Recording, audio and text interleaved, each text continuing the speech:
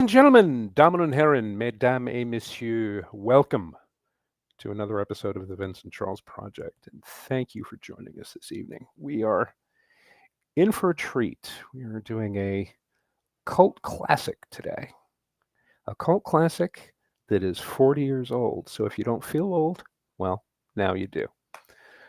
First thing, we're going to introduce my illustrious panel of experts. First on the agenda, you know him, you love him. Jeff, how are you doing today, brother? Flames, burning through my. I'm fine. On the on Happy the on the side of my Sun. face. It's Sunday. I'm alive. I guess that's better than what it's a couple weeks ago. So I'm good. Every day above ground is a good day, brother. It It, depends what you do for a living. this is true. This is very, very true. Well, I'm glad to have you with us. Next on the list. What can I say about my next guest? She is a tea expert. She is knowledgeable in all things Star Trek. And she's here with us today. Miss Janelle Waz. Janelle, how are you doing today? Hey, it's a free country. Yeah, I just didn't know it was that free. Oh, Jesus, I love that part. That was awesome. That was awesome. And good to have you with us. Yeah, I blanked out for a second That's fine. because I was thinking about that and trying not to laugh. And, yeah, it worked And really a well global too. stream. You've ruined it for everybody. Okay. Thank you, ladies and gentlemen. We'll be back in 2 weeks. No. And finally, man who needs no introduction, but I'm going to introduce him anyway. My Siamese cousin, Ordnance J. Packard. Ordy, how you doing, brother? Man, you are the chainsaw to my Dave. I am doing fantastic. That's another movie we got to do Summer School sometime because I'm pretty sure Janelle hasn't seen that one either. Wait, I was typing in the chat. What? I think Summer there School? are many, many, many movies that Janelle hasn't seen. Oh, yeah. Foundational, fundamental movies. Exactly. But no, I'm doing great. It's fucking hot, but whatever, man. AC. I'm not French. Oui. Naturellement. Proud to be American, where at least I have AC. By the way, Homer, what's your least favorite country? Italy or France? France. They never Nobody say ever- Italy. Oh, jeez. Oh, what can I say about the subject matter today? It's a cult classic. It was not well received on its initial release in theaters, 40 years ago, I might add. Yes. Directed by John Landis, a fairly accomplished director at that time, most notably having done Animal House and a few other films. Twilight Zone. Twilight Zone, yeah, with the obvious tragedy that will forever be linked to that film. And hang on, what's this? Sorry, There was a point in the 80s that 2 out of every 3 movies made was either John Hughes or John Landis. Yeah, and I'm going to be blunt, and I'm going to disappoint a lot of people in the audience. John Hughes films have not aged well. Not really, no. No, they haven't. But I can sit here and I can watch Clue and still be entertained by it because it doesn't feel dated. I think possibly because of the setting, because it's like the early to mid 50s. Yep, New England, 1954. Yeah, and you see the kitchen scene where the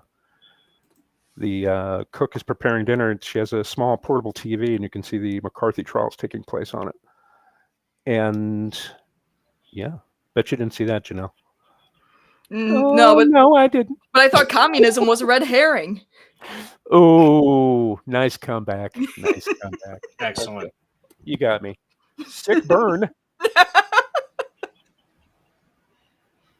Okay, so let's kick it off. We said we were going to talk about this movie. Let's talk about it.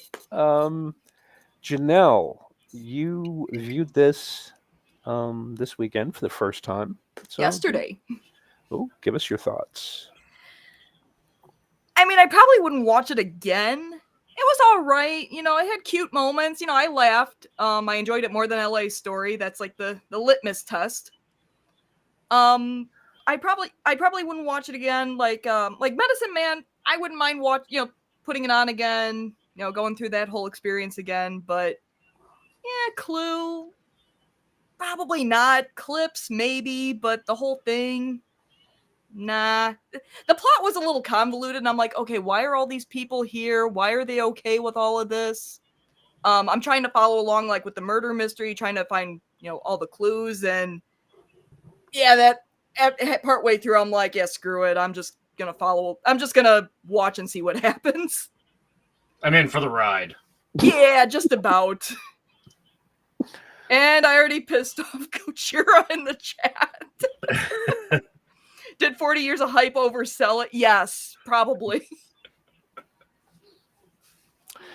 And I was gonna try and type in the chat, but my chat thingy won't let me type. I was gonna come off with a snide comment, so yeah, we'll stick a pin in that. Heresy.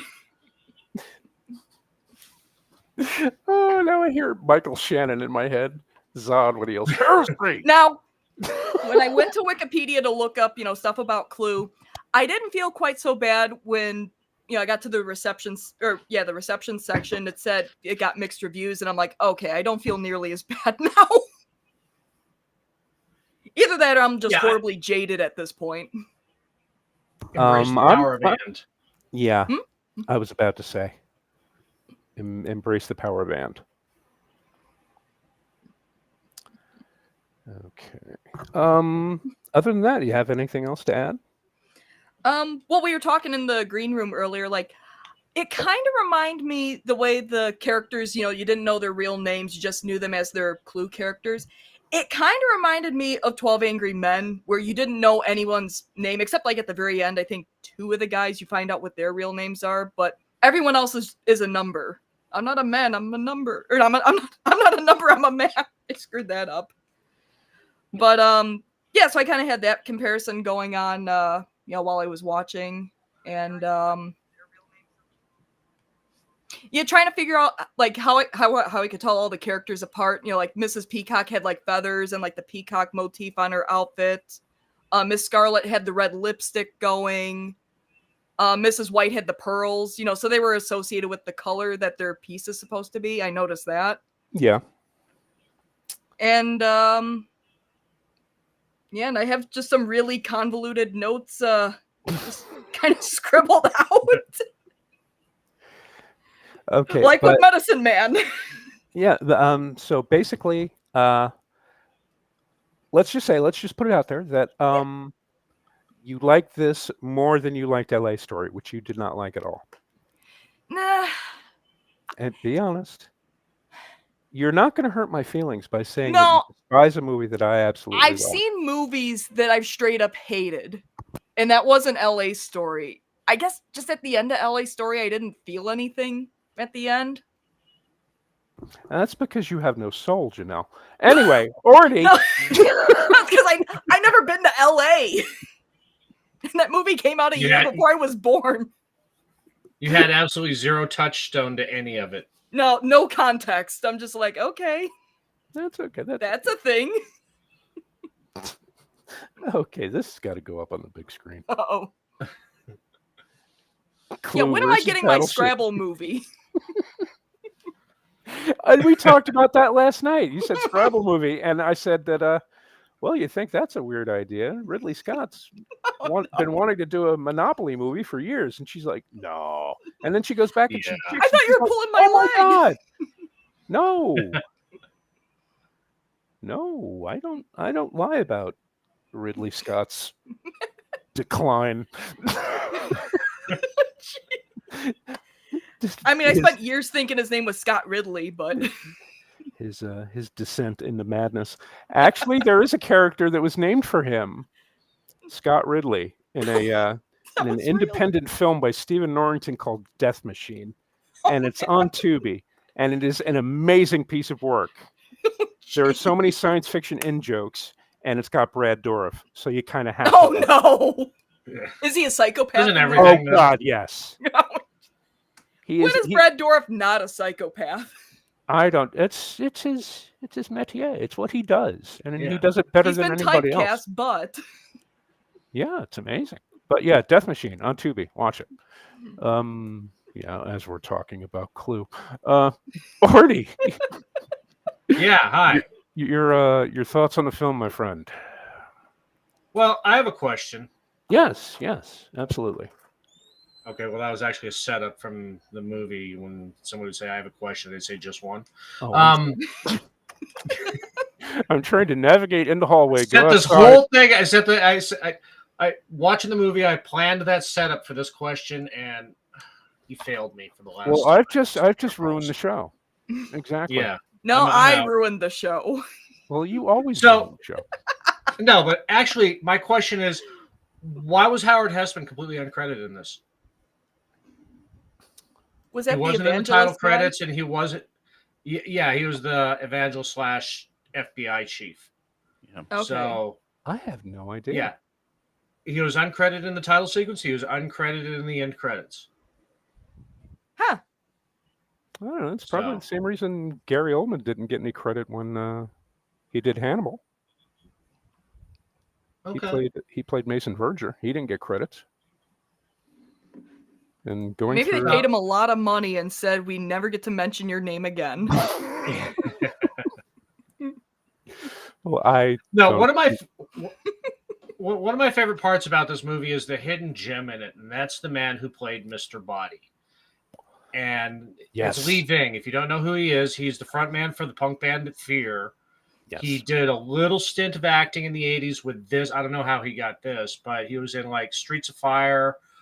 There was another classic movie that probably Vincent's the only one who's seen it, called Dudes, that had Flea and John Cryer as the main, Flea from Red Hot Chili Peppers as the main protagonist in that film, and then Lee Ving was the antagonist in it. And it was just it is very entertaining whenever I see Lee Ving pop up. I mean, just because I was you're going to mention him and not Joan of Arc. Seriously? Is that who played the singing telegram? Yeah, Jane. Oh God. Yeah, Jane from the Go-Go's. She was in the Go-Go's? Yeah, that's right. Okay. You know what? I recognize her now. Yeah. And you're singing tele. Bam. Yeah. Jeez. And it dropped her like a bad habit. I still need to see Bill and Ted's Excellent Adventure. But yeah, speaking about continuing on about Lee Ving, I don't, for the life of me, I can't remember who dubbed his voice, because that wasn't his voice. Oh. And you listen to it.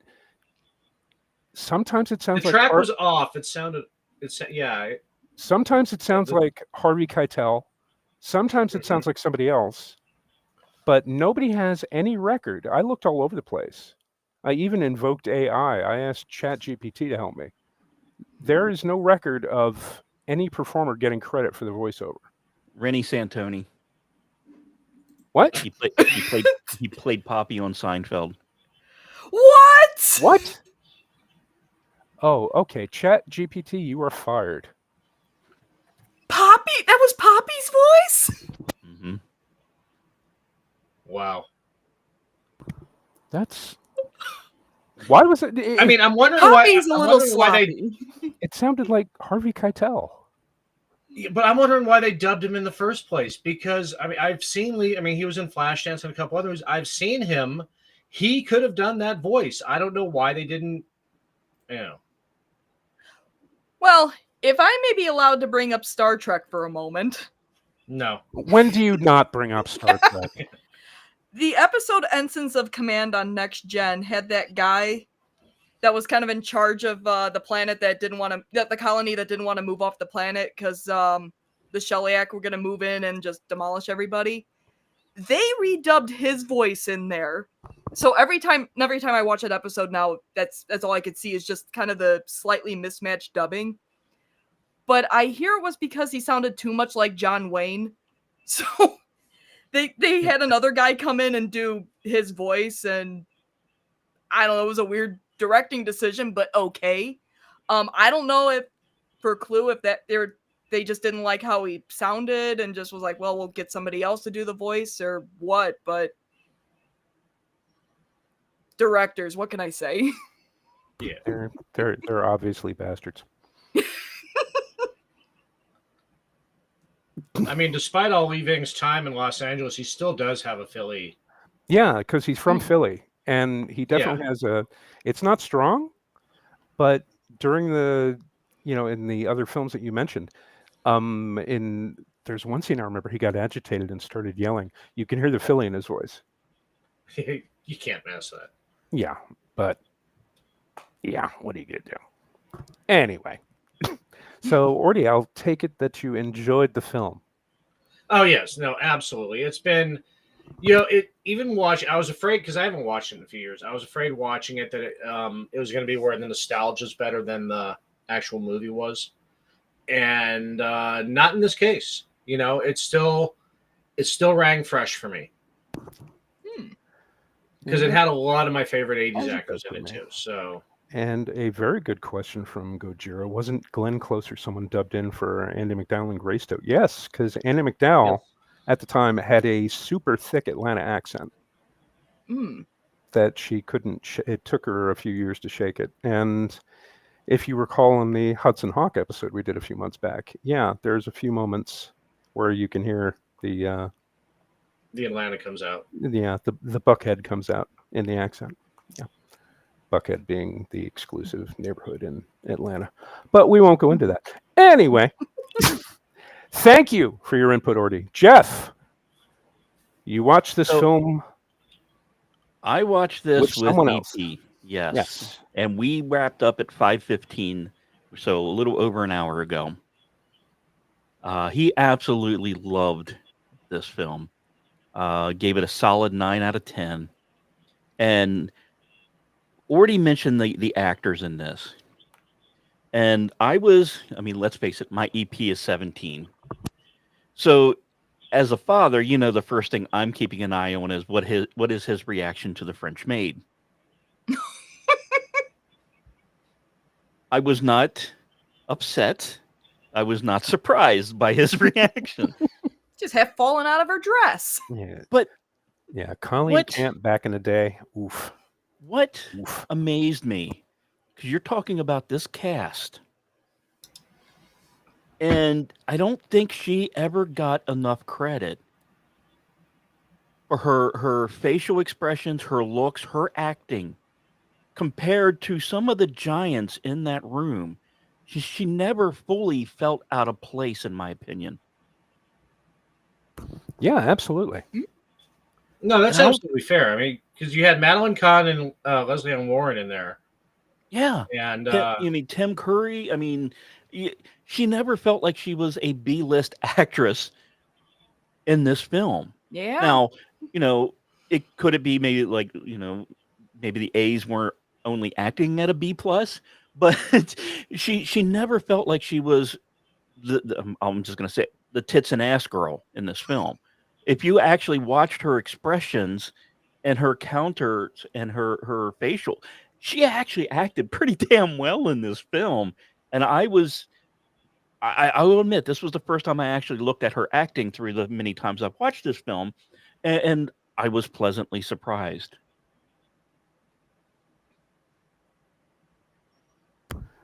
Yeah, because I mean, if you look at the cast too, at the time when this was made, Martin Mull was in almost every fucking comedy. Yeah. Christopher Lloyd was coming off the high of Back to the Future. Madeline Kahn, History of the World Part 1, and Blazing Saddles. Leslie Ann Warren was in everything at the time too. Oh, Tim and Curry. that was one of the Yeah. other things.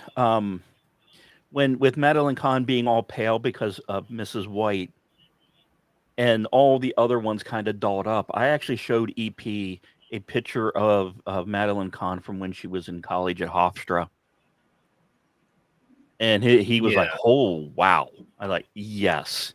I said, they are downplaying the way she looks in this film big time. Yeah. Yeah. Yeah. But I do want to say, since I've already brought it up, he had 3 big laughs, but I'm only going to mention the one right now. He nearly fell out of the chair at the "I am a singing telegram, bam" scene because he was not expecting it at all. And he just, the laugh I heard from him was it cheered my heart because it was genuine that was one of his highlights of the film. That's awesome. And Which, I mean, for, that was just doing what we've all wanted to do. yeah, and and for me, rewatching it, it's God, I don't know if I have watched it in the last 15 years. And I even commented to him at one point going, this movie does not feel like it was made 40 years ago. No. And that was kind of nice. Yeah, no, It's it got a really timeless holds up. feature. Yeah. Oh, and Well, it's like we were talking about being set in the 50s, during HUAC. Yeah. It kind of it's like Casablanca. It's so far removed from time that it is timeless. And can I just say, those cars were so sweet. I think you mentioning the singing telegram scene. I remember I had this on VHS, and I remember my son sat down to watch it with me sometime, and his big laugh came from when Tim Curry's standing, near the bathroom. He's like, "I'm not shouting. I'm shouting. I'm shouting," and the candlestick hits him on the head, and I to this day I've never seen him laugh that hard. He was actually turning colors. He was on the floor holding his ribs. That was number 2 for my EP. So we're right along there. Yes. And since I've already done 2, I'll do the top 3 laps that he got for this movie. Yeah, go ahead. The third laugh was I think it was Michael McKean who said it. Mrs. Peacock was a man? And then he slaps him. Mm-hmm. Like, can I interest anyone in fruit or dessert? Okay, I'm not gonna lie. I still use that line when you're a plant. I thought they called you your type of fruit. Right. I still use that line when I have people over for dinner. It's like, can I interest anyone in fruit or dessert? And there are occasionally people who get it and they look at me and they're like, oh, like yeah. It's the in joke, Right. It's always nice when somebody gets the in joke.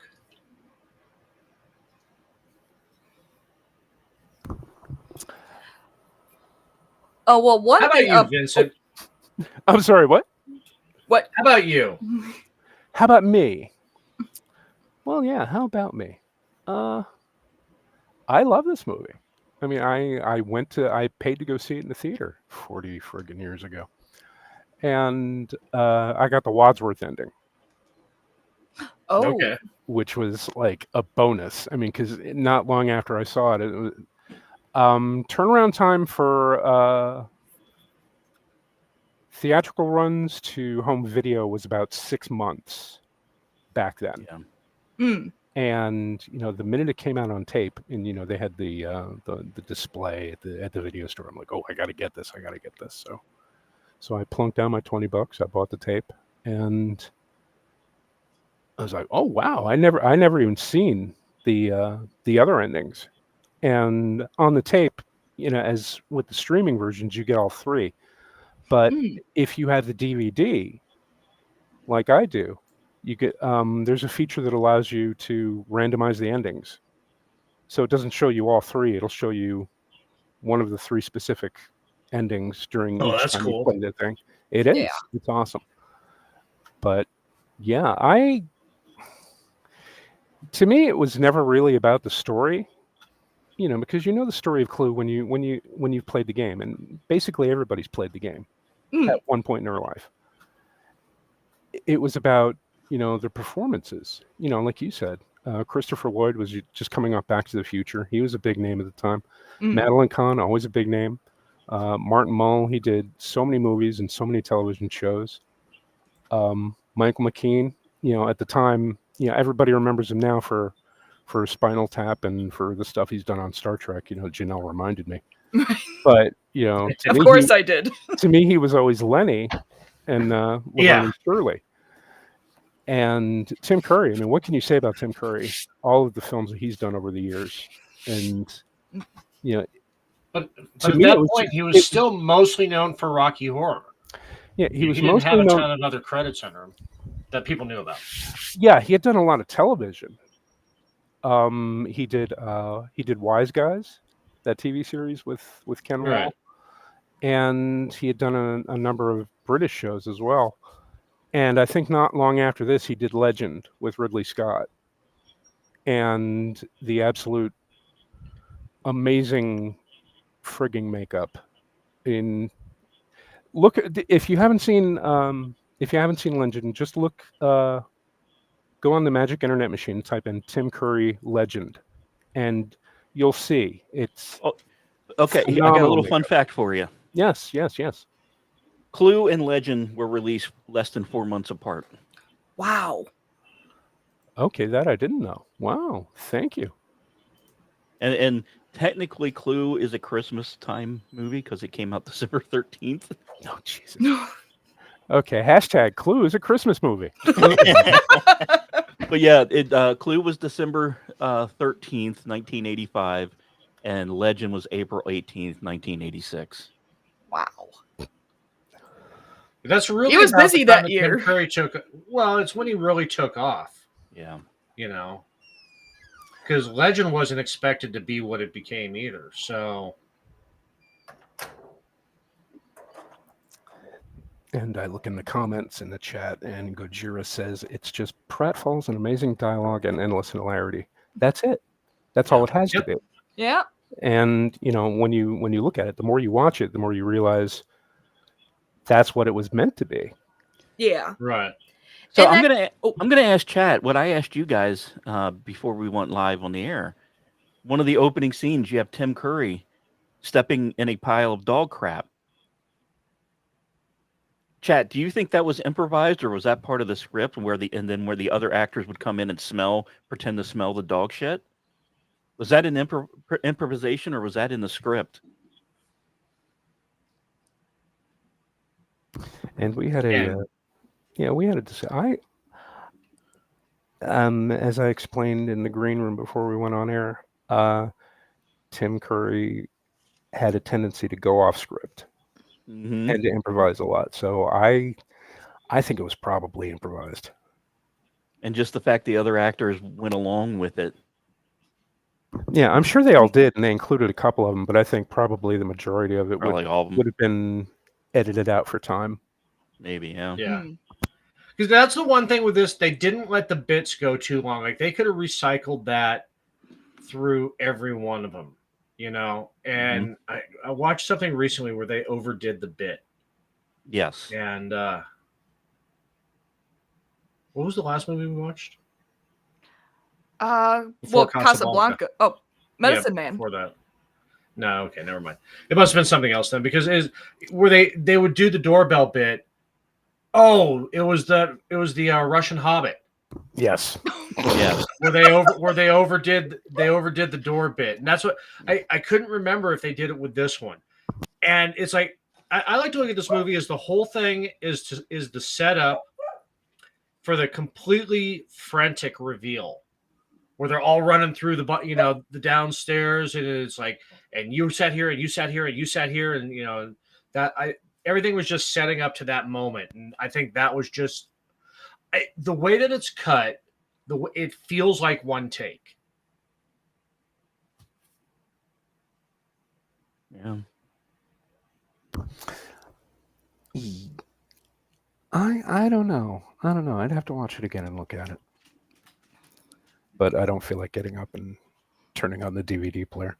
Because I watched it yesterday too. Yeah.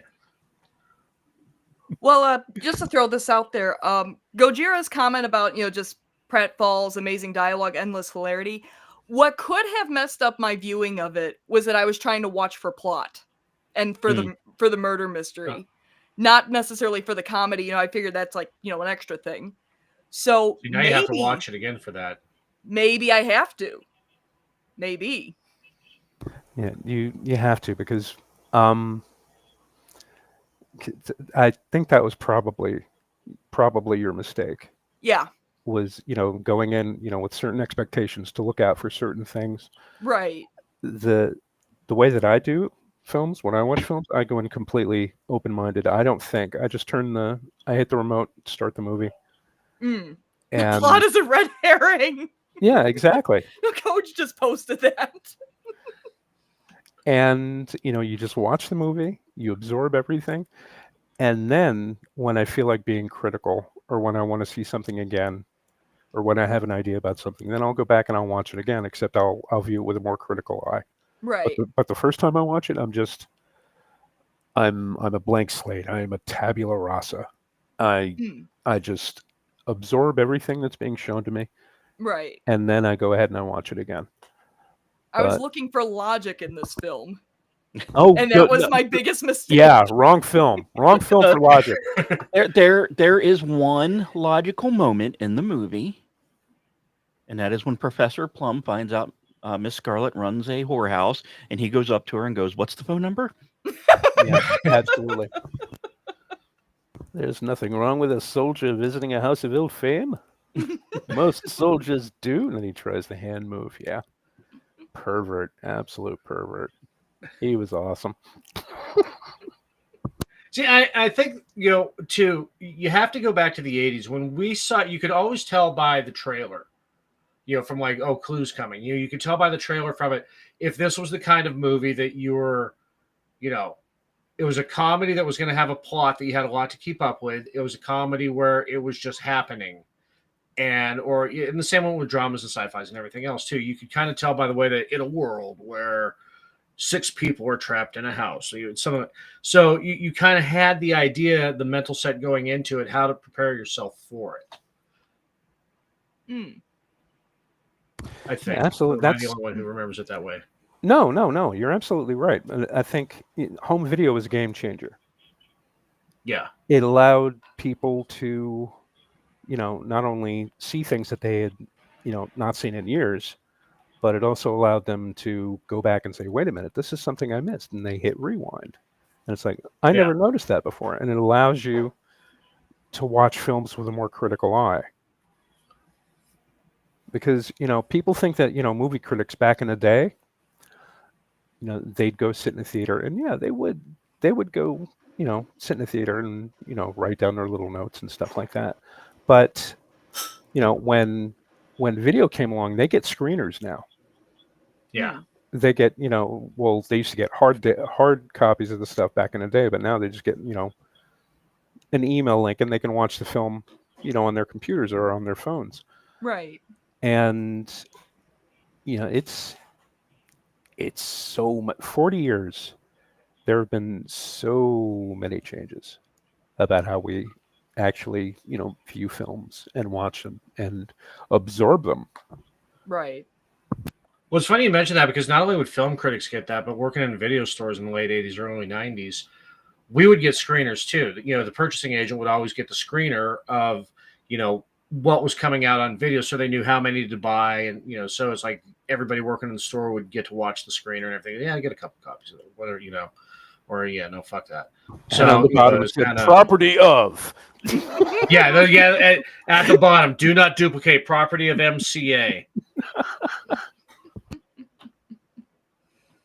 I remember that because my copy of The Dazed and Confused I had for years until the tape wore out was property of MCA. Ooh, and he admitted it on air. Well, like with the Columbia House subscription, statute of limitations is worn out. You'll never Find it get at a another half price penny from me. Yeah.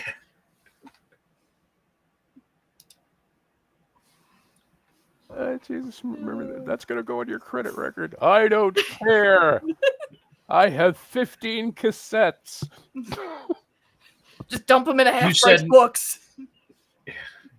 And you said nothing more to buy ever. The fault is yours. Plus, giving credit to a 13-year-old, you take your chances. Oh man, we had it made back in the day. Didn't know how good we had it. I know. Kids today, they'll never know that feeling. They'll never know the feeling of getting one over on Columbia House and taping the penny to the application. Yeah. Remember that? It had the little circle. Yep. Tape your penny here. Okay.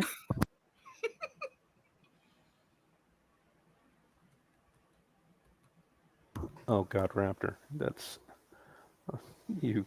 I almost misread that as I've never worked in a video store, nor have I been one. Oh, you sweet summer child. Oh, Yeah. oh, I could tell you stories, but that's for another time. Pizza places and video stores. That was the main employment for everybody between the ages of 13 and 18 from 1981 to 1994. Exactly. And I never worked in a video store, and I never worked at a pizza place. You know, inside. I delivered pizzas for Domino's when they finally came into the area. And living in a college town, I was in Athens, Georgia when I was a teenager. And you know, the University of Georgia there, and it's a big, huge college town. And delivering small cheese pizzas to fraternity houses at 10 o'clock at night and getting a $20 tip for dropping off an $8 pizza. Nice. I would always work the weekends. Always. You know, I would do my thing during the day, and then 6 o'clock, I'd drive over. It's like, okay, let's deliver some pizzas. I would come out of there, you know, working Friday, Saturday, and Sunday night. I'd come out with about maybe on a really good weekend, close to $400. And this is Nice. this was 1984 money, Yeah. which was good money. So yeah, it was amazing. You could buy a Yugo for that. No, I had a Cadillac. Where was this car made? Like the country no longer exists. Put it in H. And yes, in case you're wondering, a Simpsons episode is in the works. We will be doing an impact on Simpsons impact on popular Everything. culture, on everything. Yeah, basically. Yeah. I'm trying to remember the distances. It's like it gets like 50 hectares to a liter of kerosene or something. Put it in H. Crazy Ivans. No, it was Crazy Vaclav. Oh, Crazy Vodka.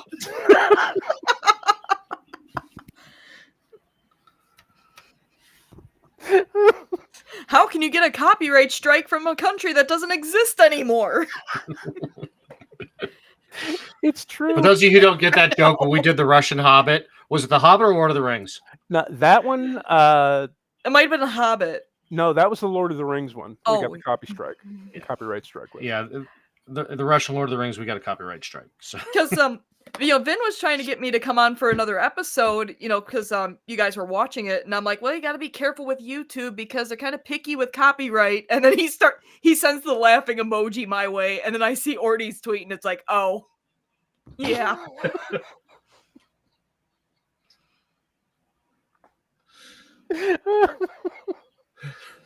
And the only thing I can think of is like maybe the film got picked up for because I think like the only Russian film company on YouTube is Mosfilm. I think they're like the only actual film company left in Russia.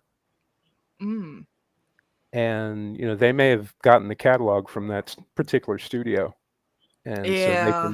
so they can hit for a copyright strike then, because technically they own it. So Right.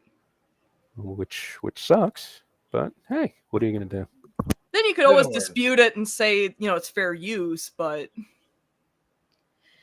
I mean, we were playing at 1.5 times speed. And then you have to remember you're dealing with Russians, so logic doesn't play into it.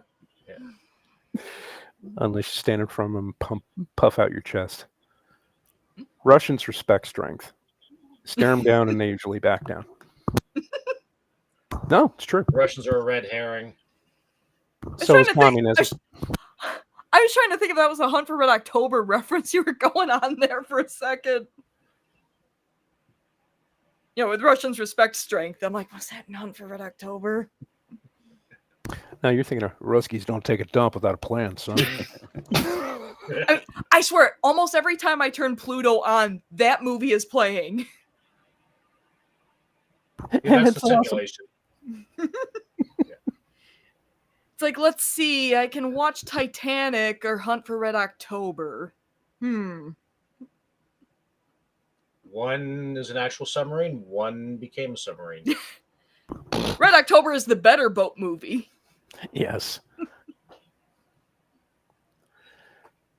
Have you ever heard of a Russian sci-fi film called The Hyperboloid of Engineer Gagarin?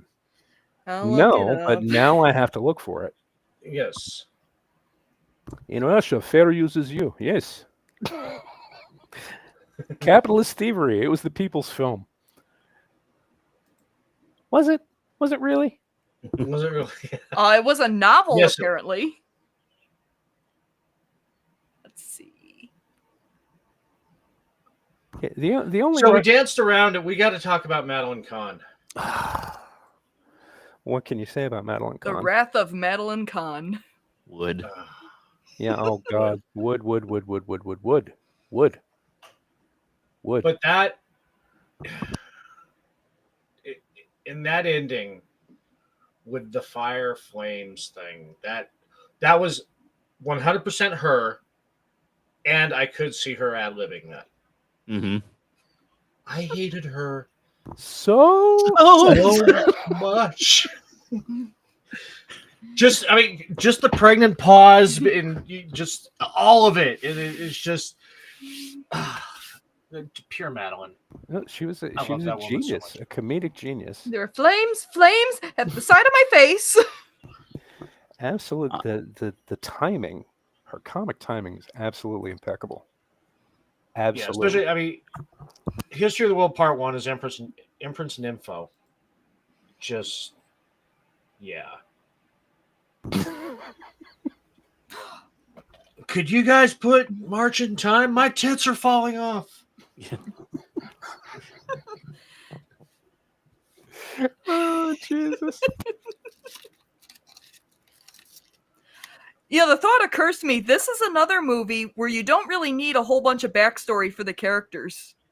Kind of like what we were talking with Casablanca. You have kind of a little, spiel for them, but that's all you really need. No in-depth backstories, which plagues, I swear, every movie, TV show today. It's like, oh, let's load up everybody on a tragic backstory.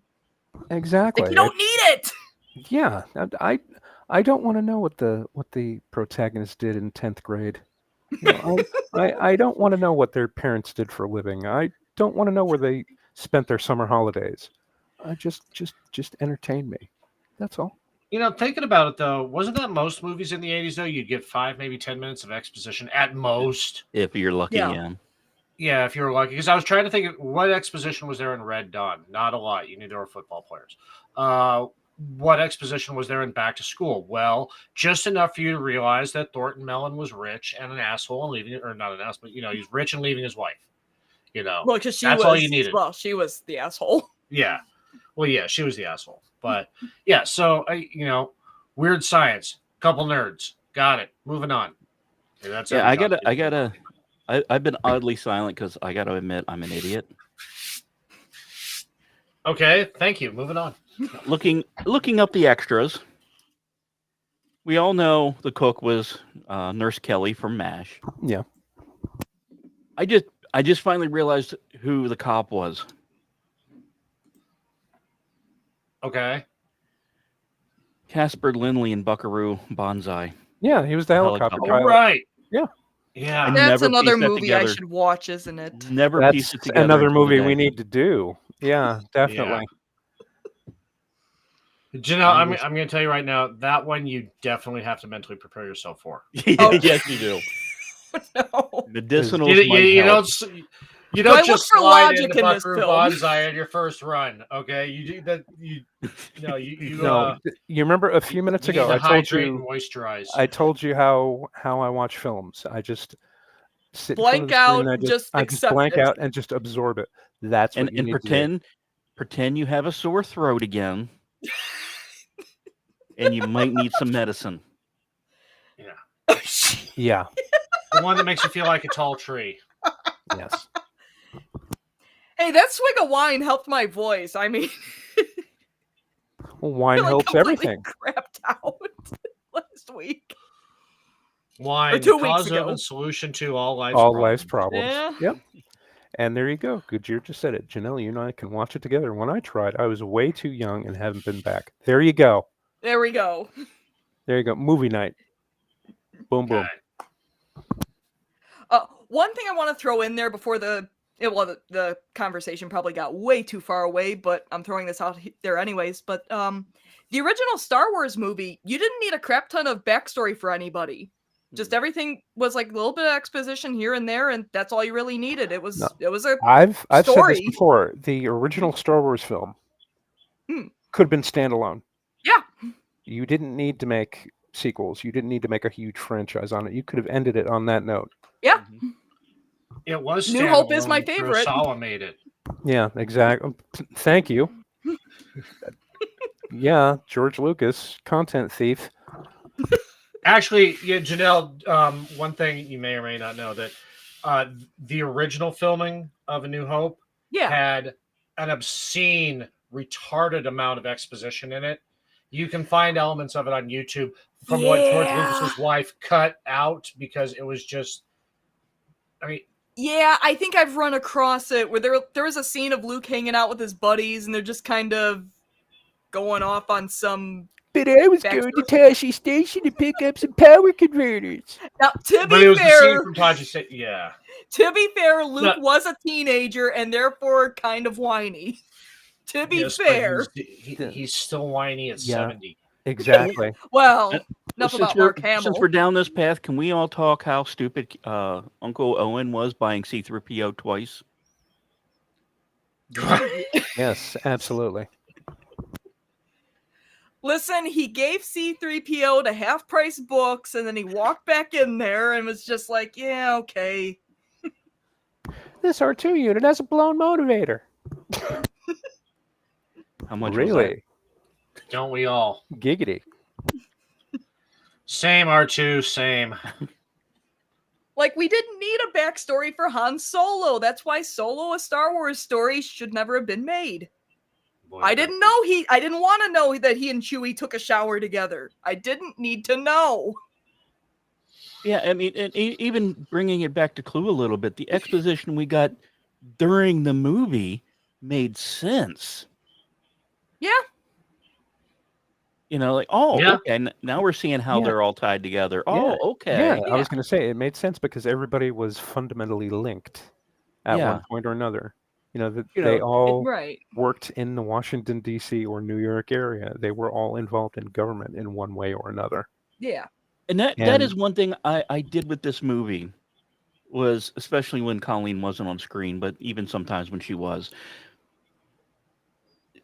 The acting in this movie seriously goes, I think, underappreciated, because I made a special note. If you go back and watch when Miss Scarlet sees Yvette for the first time, the facial change in Scarlet. If you're paying attention, you're going, oh, wait a minute. Not a single word was spoken, but yet you knew.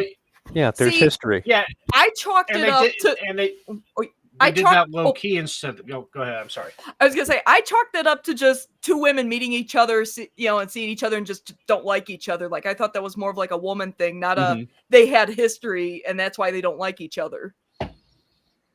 It's like in the Family Guy Star Wars. Oh, look, there is another woman in this galaxy. I don't like her. Well, one of us is going to have to change. Right.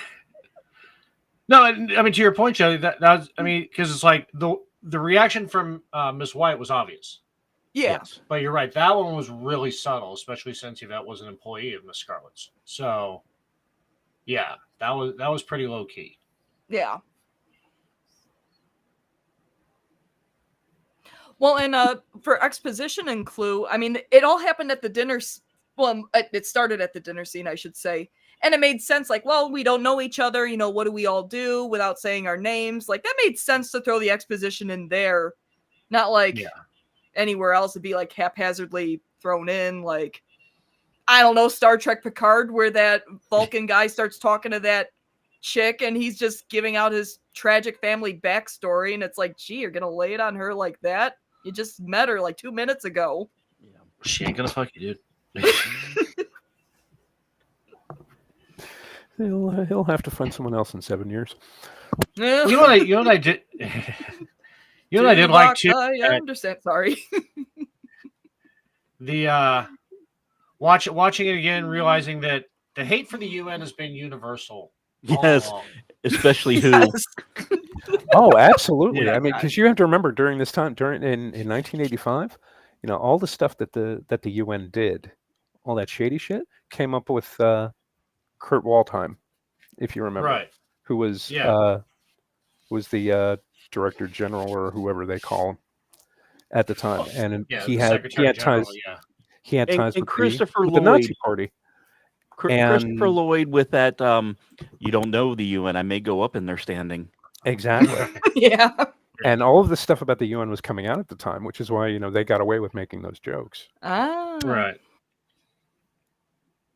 So yeah, it's been a pile of shit since 1947. Except it took people 40 years to figure it out, and another 40. Some people forgot, and the rest of us remembered. Yeah. But it's nice seeing shots from Hollywood in the 80s. Yeah. You know.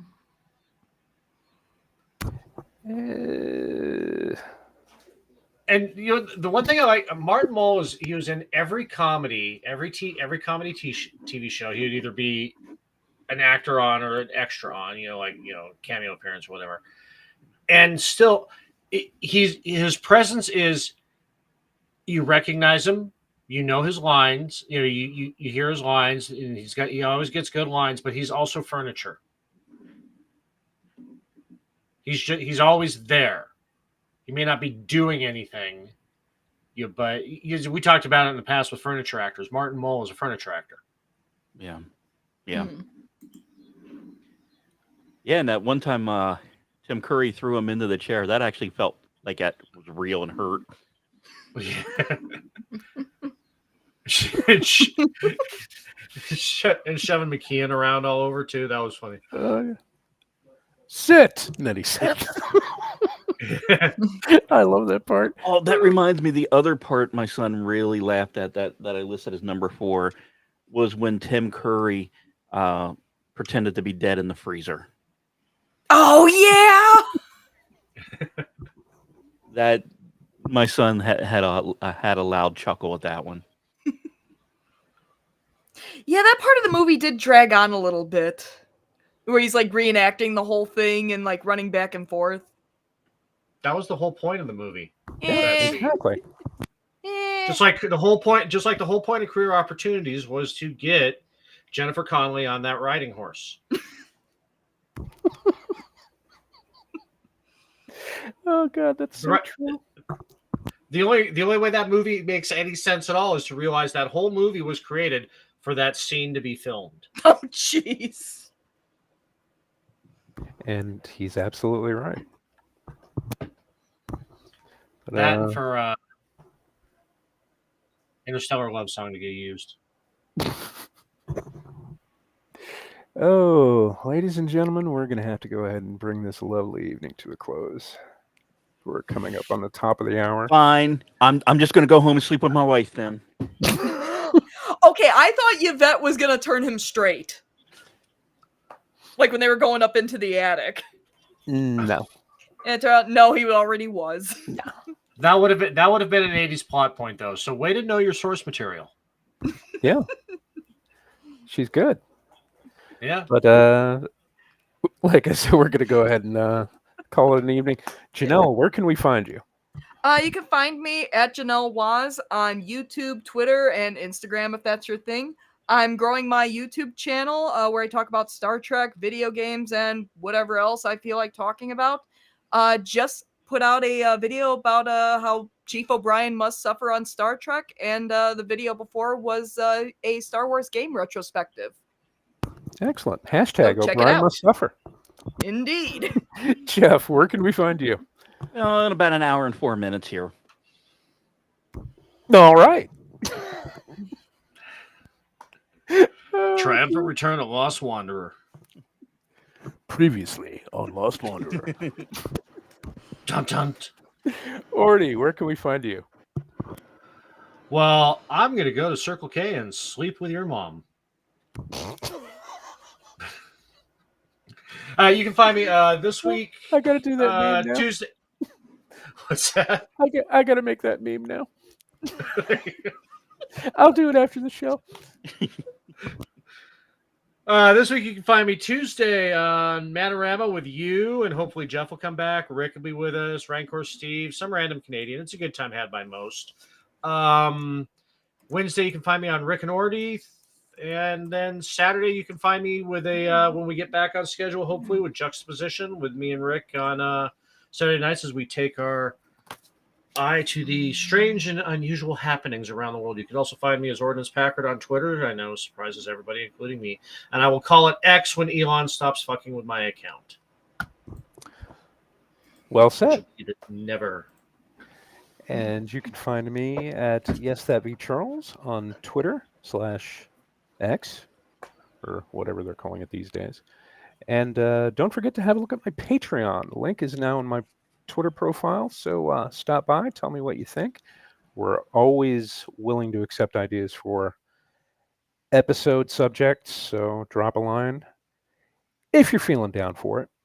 Once again, I'd like to thank Orty, I'd like to thank Jeff, and I'd like to thank Janelle for joining me, and I would like to thank all of you for spending your time with us this evening. So